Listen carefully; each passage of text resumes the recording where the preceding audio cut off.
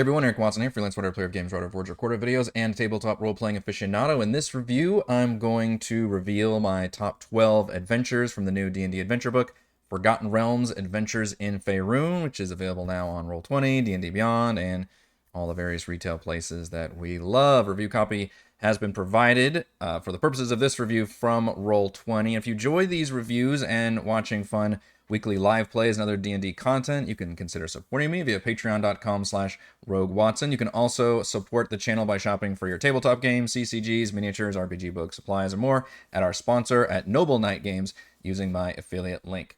So, the Adventures in Faerun. This is not a full review of the entire product. In fact, I've already made a video that was just all about Chapter 7, which was the Lost Library of Lechantos, which is an entire introductory, larger dungeon crawl. Instead, what I'm going to be focusing on are all of the many 50 plus, I believe, adventures that are included here in what is probably the main selling point for this DM companion for the Forgotten Realms series. So over 30 of them include new original map art, full color, which is amazing. The others do not, and instead they feature the Dyson Logos map art from the back of the 2024 Dungeon Master's Guide. There's like maybe 12 or 15 of those, which the 2014 book had them as well. So it kind of repurposes, and a lot of them are used like a couple times. So it's a fun idea to basically take those example maps and then turn them into adventures. I'm very glad, however, that that's not all we got. And instead, we got a lot of new original maps to play with, because that's what we like to play with in virtual tabletop like Roll20, for example.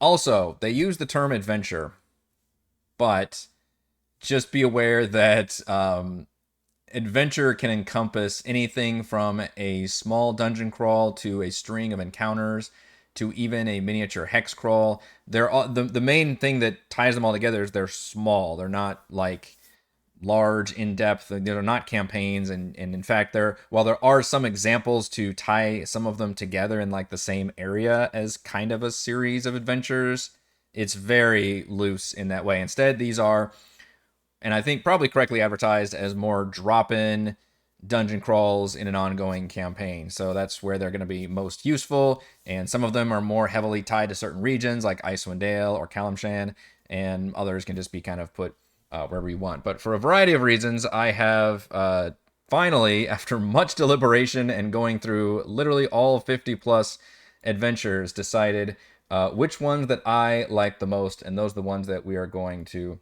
go over for the purposes of this review. Let's start it off by going to number 12, which unfortunately is all ordered by by level. Safe House Standoff is my level 12, which is located here. This is a Zentarum faction mission, and it is designed for level 5. It's a very simple map, and yet it's one that I think will be very useful for a lot of campaigns and DMs, because it's just a house. It's literally a safe house, very gangster feeling, which I appreciate, kind of crimey. And, it involves a Zentarum, which is what it should be. But in this case, you're actually working for the Zentarum, and it's just instead an enemy guild, rival crime gang that has captured a Zentarum spouse, I guess. And you have to kind of, get on the street, investigate where this person is, and then you can break down the door and infiltrate the house. And it's just kind of a cool, like, I don't know, little crime action scene with just some, basic, like, tough stat blocks. And I think the boss is actually, because it's level 5, so it's actually pretty strong, like spies, which are no joke, like enemy rogues, and then a spy deceiver who can run upstairs and kind of trigger some traps and stuff. So I thought it was just a really helpful, cool map to have, something I think a lot of DMs will appreciate, and then a scenario that's very easy to run, but just a cool example of if you're running some kind of crime thing, like, I don't know, Keys in the Golden Vault or Waterdeep Dragon Heist or something, or this one seems very easy to fit in whatever campaign. So that is Safe House Standoff, level 5, Zentarum faction adventure. My number 11, which these adventures do range from levels 1 through 13, I believe, is actually the level 1 adventure, and this is Robber Baron. So this uses the dungeon hideout map from the Dungeon Master's Guide, so it's unfortunately not one that has a style that I like, but I didn't let that necessarily. I mean, the map does certainly factor into my enjoyment of an adventure, but what I'm really looking for is just how much do I like this location? How much do I like this setup and the enemies? And does it have some interesting things about it, basically? And then the map can a lot of times make or break whether it just makes my top echelon or not. So that should tell you, in other words, that if it has map art that I don't like this, then that means I think it's an exceptionally good adventure to run despite the lack of the map art, which is what this one is. And I think also give a lot of leeway for the low level adventures, because there's just not a lot of things you can necessarily do for level 1 characters. For example, this is the Sword Coast adventure for level 1 characters. I really do like this map art idea. I just don't like the art itself, I guess, which is kind of a crumbling ruin that's right around a road. This very much feels like a Skyrim encounter or an open world encounter where it's like bandits, around a ruin, and they accost you, and then if you fight back, you can infiltrate their whole hideout. But the actual hook is that you're trying to rescue someone who ran afoul of the bandits. Now the bandits are holding them out for ransom.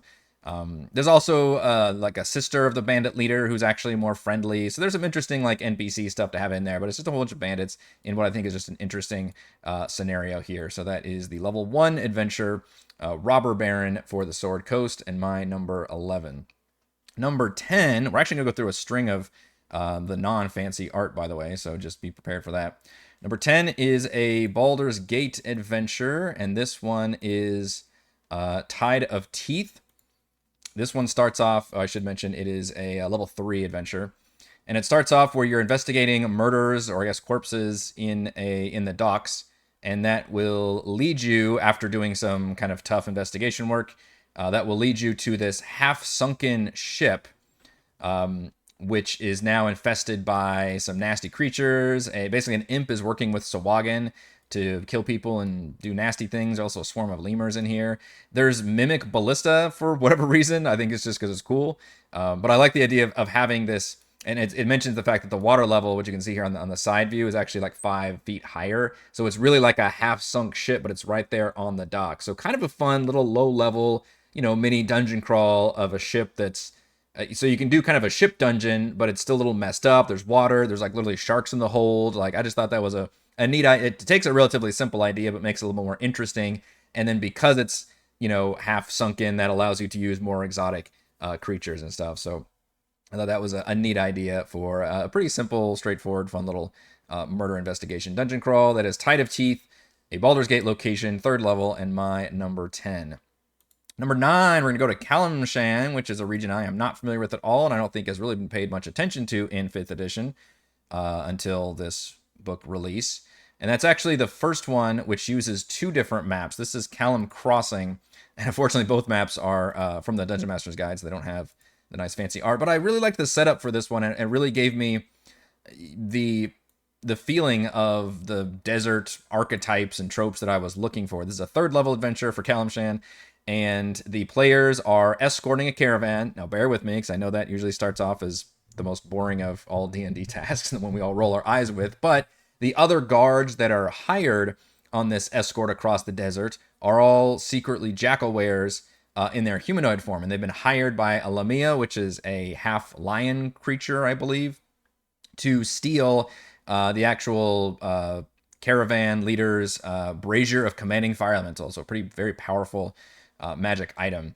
And of course, after you do some encounters and their jackal-wares are trying to remain hidden, they then spring their trap where they take the brazier and the players have to follow. So they use this map, which is the Caravansary map, I think. And then you use the Wizard's Tower map, which is just a location in the desert, where you then have to fight your way into the tower where the Lamia is being kept. There's a water weird that's imprisoned, and then of course the Lamia's already got the brazier working and has summoned a fire elemental. And then after all of that, then you can return to the initial quest giver who hired you to do all that, and then he's like, you know what, this brazier has caused me nothing but trouble, you guys can have it.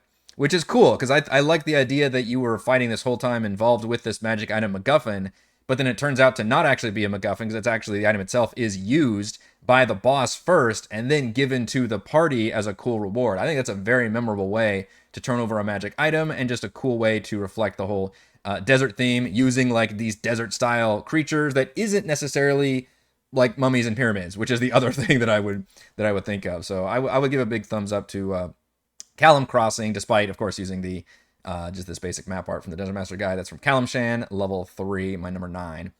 Number 8 is one you probably guessed is going to be on my list because it's very cinematic, very crazy, cool idea. If I can find it, there it is. This is the Flying Fortress.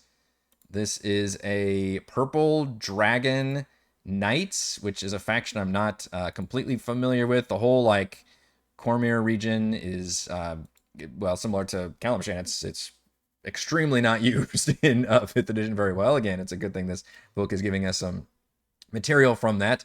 This is a level 11 mission, so definitely have some high level things we can do here, including they're basically the Cult of the Dragon, which is a neat, could be expansion for the old Tyranny of Dragons campaign book, have taken over a cloud giant castle. You're given these wyvern mounts and you assault the Flying Fortress. It's been taken over by the Cult of the Dragon, so of course it's like guarded by actual black dragon stat blocks. You have to like battle like several young black dragon stat blocks. It's kind of got this like spelljammer thing about it, I guess, where there's an archmage who's actually flying it. In fact, kind of spoilers for maybe the climax of Dragonlance Shadow of the Dragon Queen as well, with the flying city and the person flying it and everything. You can defeat them, and that will cause the whole city to slowly go lower itself. Or you can go down into the caves and take out the heart that is guarded by a shadow dragon. If you destroy the heart, that causes the whole thing to dramatically crash into the ground. So really cool, epic cinematic scenario for tier 3 play, and I was very excited to see it. That is my number 8 Purple Dragon Knight faction mission for level 11. My number 7 is from Icewind Dale. And spoilers, it's not my only one from Icewind Dale, because I think these ones are actually pretty spiffy. This is Retaking the Terror. This is such a cool epilogue to the Rime of the Frostbane campaign, or at least a section of the Rime of the Frostbane campaign, which involves if you recall, the Chardalyn Dragon is a whole thing that gets unleashed like a Bond villain weapon on 10 towns, and it's destroying things. Eventually, the party can take it down. Look at how cool this map is. Also, you literally see like the Chardalyn Dragon's body here. And I say epilogue because clearly it looks like it's already been like lived in inside and crashed in. So I think it's supposed to have taken like and it's a level 4. I guess it's not an epilogue then. So I guess you are supposed to do it afterward. The timing is a little weird because I don't know if there's actually supposed to be workshops inside of the dragon itself, but apparently there is. And the main thing is you're given several different missions, one of which is there's this guy you pick up at Revel's End who can claim to absorb all the evil from it. He's technically correct, but doing it also kills him and transforms him into a wraith. So that's something that happens. You're also supposed to just clear the area out in general of undead. So there's some Dwerger specters and poltergeists, presumably the ones who were like inside, maybe helping pilot the Chardalyn Dragon. And then you're supposed to like a horror movie, spend the night there, and then make sure there's no other enemies. And you find out there's some psychic gray oozes down there. There's like a trapdoor with an Atyug. There's all kinds of crazy cool monsters. So I really just fell in love with this map as an idea of like the crashed Chardalyn Dragon and you having to investigate things and kind of take care of things after the fact, because it is like, it's like a superhero movie or a monster movie where it's like the main action is when it happens, but then like the afterwards, like, oh yeah, this cleanup would be a big pain in the ass and take forever, and there's probably danger involved, and that like can have the party come back and deal with that danger. So that's number 7, Retaking the Terror. It's the Icewind Dale location for level 4. Level 6 is what I consider to be a very just kind of standard dungeon crawl in a good way. Because I'm always looking for, again, that has just, does it check all of the little boxes of things I'm looking for? Is it a neat idea? Does the dungeon itself have some cool bits about it? And that is, I think, all true for the Weeping Goddess. That's my number 6. It is a Shar specific, because a lot of them have to do with either deities or magic and instead of specific regions. For level 2 characters, so it's a pretty light, easy, relatively easy dungeon, but I enjoyed that what's happening here is you investigate this like sad weeping god statue, and they keep hearing like voices of terror and sadness, and of course it's much of Kenku, but I like the Kenku here used as kind of the minions of the cult versus, goblins or cultists or some other more standard stat block. And I also enjoy that the cultist fanatic boss here is like transforming like sorrow and despair from the nearby townsfolk to Shar, and that's manifesting as shadows that like weep, and they're all creepy, and I thought that was a really neat idea. And I also love this dungeon setup, again, being very simple, but like the obvious way into the dungeon is to take the flooded tunnels, but then you have to go into the flooded tunnels where there's like creepy ghouls and stuff, or you can find the secret passage that acts more like a direct link to get there. I really like this area. Again, it's simple, but I think in all the right ways, and it's got some fun stuff going on. I like that concept of using like terror and sorrow to turn into additional enemies, I suppose. So that's my number 6, Weeping Goddess for Shar at level 2.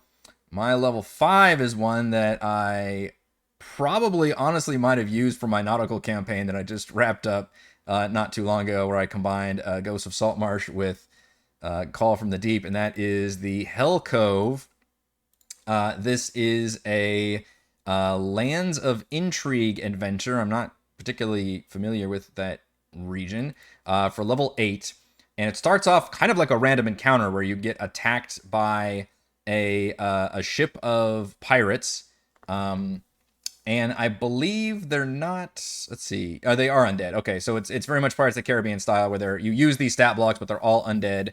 Flame Skull, bearded devils, just pirates. So that was pretty cool. But then once you defeat them, the whole ship breaks apart, and you're just like, what the fuck was that? But then you find that there is you get enough time basically to figure out where the ship came from, and you're supposed to and follow up on that and go to the cove, which is this map we're looking at here.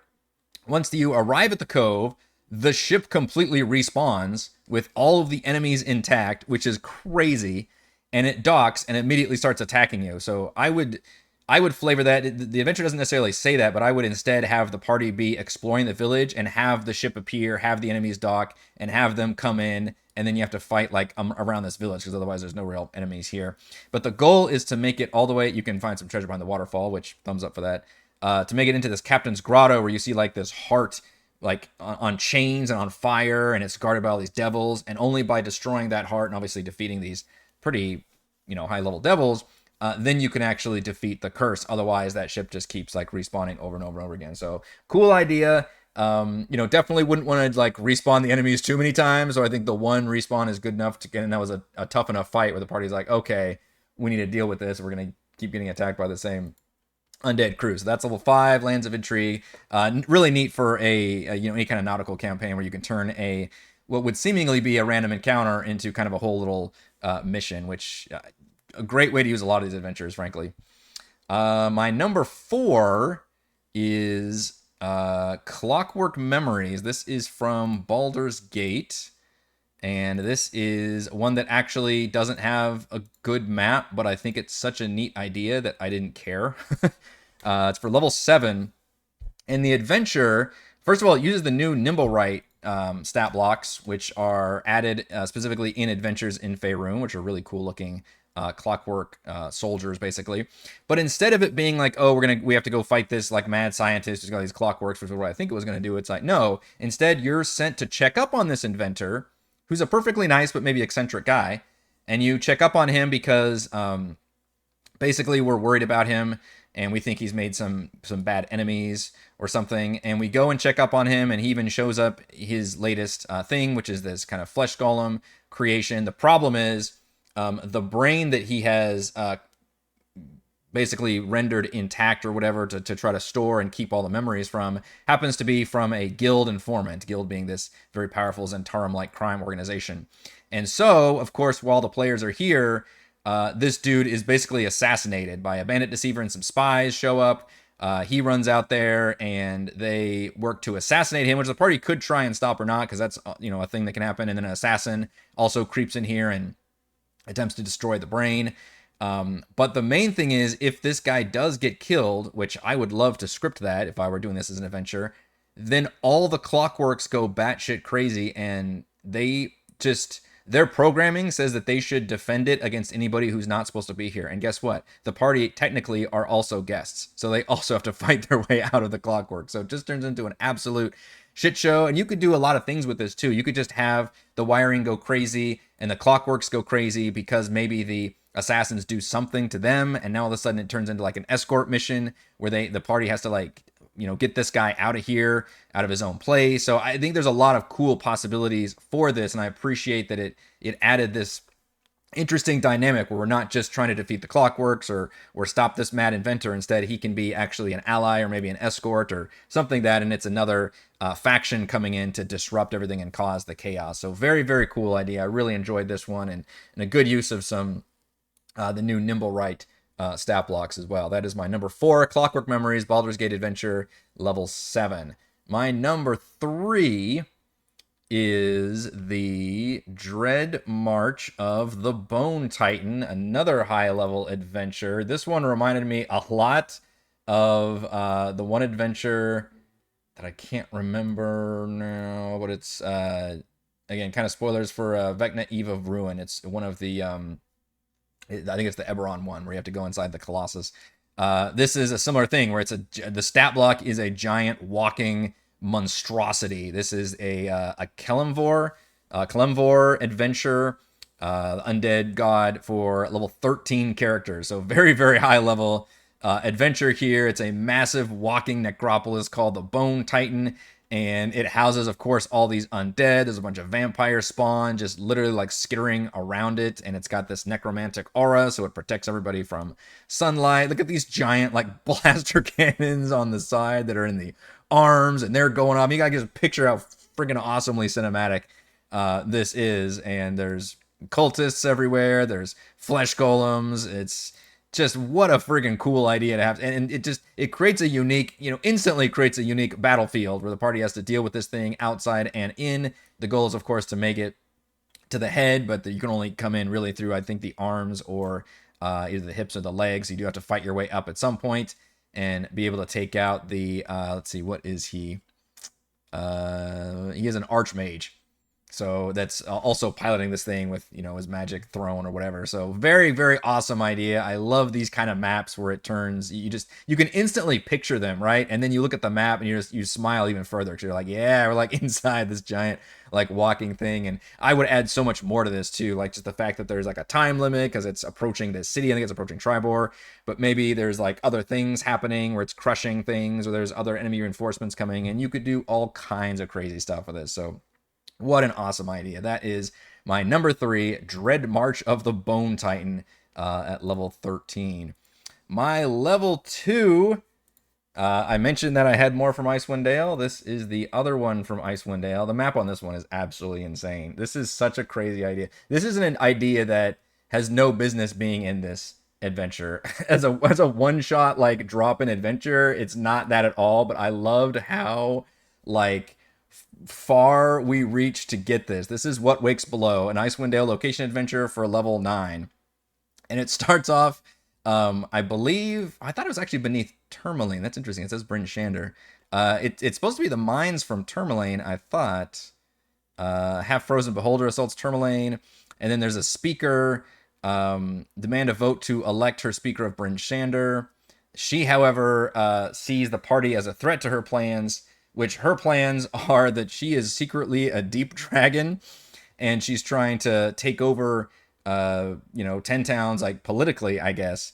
But she chases the party down to where her family is, which is her father, who's an ancient deep dragon, and her brother's an adult deep dragon, who talk to the party, because even level 9, you're not fucking with, dragons, especially an ancient deep dragon. And then they toss them into the ooze swamp, where they have to fight a bunch of black puddings, which are no joke. And then you see this, this map's insane. You see the frozen horror, that's some eldritch nightmare that's unlocked in this ice that then you'd have to escape from. There's a bunch of ancient Gricks you have to fight. You're basically in the Underdark from here. It's absolutely crazy. Again, it has no business being in here because it's not really a one-shot adventure, but I loved the ideas presented here, how it combines the 10 towns political system with just the Underdark, with also eldritch horror that's frozen down there. You would need so many extra maps, so many other materials. But I felt this one was very inspiring because of the stuff going on and this overall map that we have, that you could turn this into its own, maybe not campaign, but like its, what is it, level 9. So you could turn this into like a tier 3 or level 8 to 12 or whatever, like adventure arc. Basically, it's that long and crazy to go on this excursion. So I thought that was a really awesome idea. I was excited about it, but I also get why people be like, that's way too crazy, like we can't actually use that, and this doesn't, we can't battle on this. I get it, I get all that criticism. I don't care. I think this one is so crazy and cool that I loved the idea. That's What Wakes Below, Icewind Dale location at level 9, which means we're down to my number one. What do we think my number one adventure out of these 50 plus adventures is going to be, and why? And I'll be honest, when I first looked at it, I was like, okay, okay. And I kept reading, and I was like, okay, okay. And by the end of it, I was like, I love this adventure so much. It's in Baldur's Gate, and it is Blood Knight. Basically, they wrote into an adventure very similar to Ready or Not, without the whole the movie Ready or Not, without the whole like, oh, we're getting married to the family, but you are being invited to this manor for a posh party. It's a manor house. However, the Aomains are perhaps patrons of Bane. Is it Bane? I think it's Bane. Oh, sorry, Baal. It's Baal, the god of murder. So they immediately announce in front of all the guests and everything that, which is mostly the party, that the four of them are going to compete to get the most kills, and they magically seal the doors of the house, and the game begins. That is such a fucking cool idea. I can't even believe it. I absolutely love this to death. I mean, it's a very simple, straightforward map. It's basically a house map, which you mentioned or I mentioned, when I talked about the safe house standoff. Like, a lot of these just standard non-exotic maps are also incredibly useful to reuse. This is the kind of map, again, it's a manor house. You could reuse this in so many ways that would be effective. But I also happen to really love the adventure that's written here. And I love that the four enemies are designed to kind of split the party and split up, and they all have different minions or tactics. One of them just literally carries a bag of tricks and throws out a bunch of animals that can fuck with the party. I should mention this is level 4 adventure, which is also a great level for adventures. One of them has a bunch of spy minions. Another one has imps. Another one has, I think it's a barbed devil named Mr. Pointy Hugs at her side. They're all violent. They're all insane as Baal worshippers can be. There's also some NPCs the party can find, including a survivor from somebody who doesn't get like instantly given, basically. And then there's also a ghost you can find who is also the former owner of the house, who has a grudge against the Aomain, so they can help get the party out of there. That doesn't involve necessarily just killing everybody. Very awesome idea for like a Halloween one shot, or even as a follow-up. In fact, in Robber Baron, it mentions the fact that they have, one of them has ties to the Aomains, for example. So you could kind of string things together or make this a big deal, or maybe the party's trying to, make these like four noble people more of a thing in your campaign, and then have them be invited once your party makes it, up to level 4 or something, and then you unleash this insanely awesome twist on the party. That is such a fun idea. I absolutely love it. Yeah, I wish more of the adventures were like this, basically. Although, frankly, we had a lot of good adventures in general. So overall, pretty good thumbs up, I think, to the adventures that are included in the adventures in Faerun. Also, real quick, my honorable mentions. I'm not going to go over them in detail, but if you want to ask me about them, I will gladly tell you. My honorable mentions are Siege of Shalespire Priori, Restoring Freedale, The Lost Dawn, Message in a Bottle, and the Ashen Faithful. Thank you so much for watching this D&D video pseudo review, top listicle, whatever you want to call it. You can watch more reviews and follow our own D&D adventures here on my channel. You can support my work at patreon.com/Rogue Watson and by using my affiliate link at Noble Knight Games. And of course, shout outs to the patrons. Shout out to Platinum patrons: Joe, Will, Thomas, Brandon, Genocide, Roleplay Earl, Christopher Big Nut, John, Nathan, Andrew, Stephanie, Jason, Lee Spuds, Wardy Mill, C, Tom the Dogs, Marcus Nugget, Hugo, Sasha, John Mobriever, Jealous Guy, Zim, Jesse, Dante, how about them, Nick Sharney, and gold patrons: RPG Peppercrabs, Pretty Boy, and Yuma, Lizzle Downs, Jerome, Nathan, Scott, Rufus, Jerry, Glenn, and Mark. Thank you all very much for your support.